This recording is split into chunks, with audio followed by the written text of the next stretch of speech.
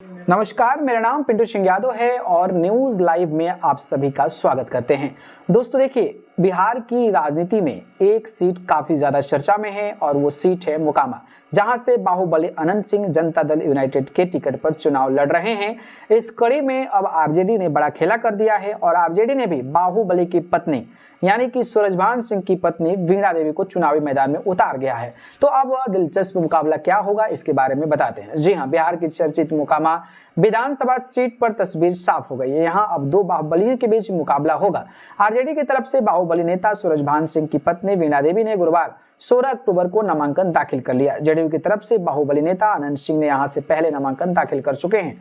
बुधवार यानी कि 15 अक्टूबर की रात ही सूरजभान सिंह पशुपति पारस का साथ छोड़कर आरजेडी में शामिल हो गए। इस दौरान सूरजभान सिंह ने आरोप लगाते हुए कहा था कि आरएलजेपी में अब आंतरिक लोकतंत्र खत्म हो गया है। मोकामा विधानसभा सीट पर 1990 में अनंत सिंह के बड़े भाई दिलीप सिंह कुमार ने कांग्रेस के वर्चस्व को तोड़ते हुए जनता दल उम्मीदवार के तौर पर जीत दर्ज की थी।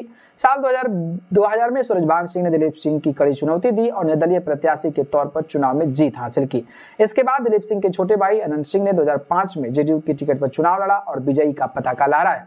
2005 से 2020 तक अनंत सिंह की सीट पर कब्जा रहा है। इस दौरान वे एक बार निर्दलीय और एक बार राजद प्रत्याशी के तौर पर चुनाव जीते हैं। तो साल 2022 में एक केस में सजा के बाद उनकी सदस्यता चल गई थी। इसके बाद हुए उपचुनाव में उनकी पत्नी नीलम देवी को जीत मिली थी।